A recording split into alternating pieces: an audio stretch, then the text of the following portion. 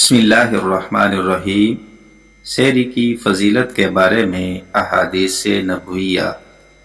حدیث نمبر 1، نبی اکرم صلی اللہ علیہ وسلم نے فرمایا، سحری کھاؤ کہ سحری میں برکت ہے۔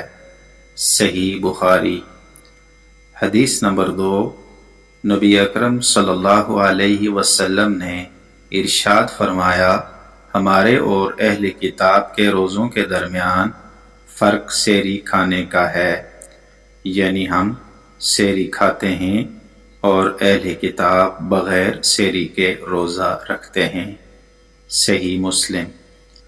حدیث نمبر 3، نبی اکرم صلی اللہ علیہ وسلم نے ارشاد فرمایا، کھجور مومن کی بہترین سحری ہے۔ سنن ابو داؤد۔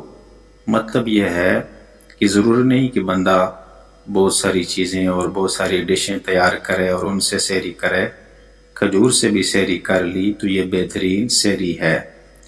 حدیث نمبر 4، نبی اکرم صلی اللہ علیہ وسلم نے ارشاد فرمایا، افطار میں جلدی کرو اور سحری میں تاخیر کرو، یہ بھی مستحب اور مسنون عمل ہے۔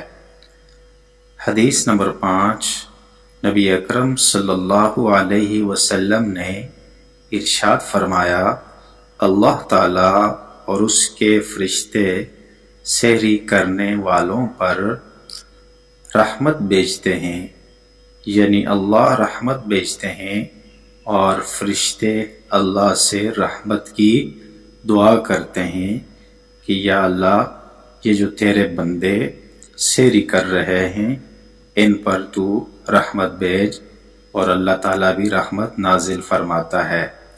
حدیث نمبر 6، حضور نبی اکرم صلی اللہ علیہ وسلم نے فرمایا، سحری کا کھانا برکت والا ہے، پس اسے نہ چھوڑو بھلے ہی تم ایک چلو پانی کا پیو۔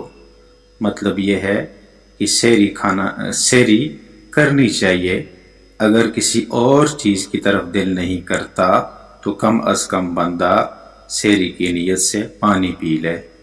اللہ تعالیٰ سے دعا ہے کہ اللہ تعالیٰ سمجھنے کی، یاد رکھنے کی اور عمل کی توفیق نصیب فرمائے۔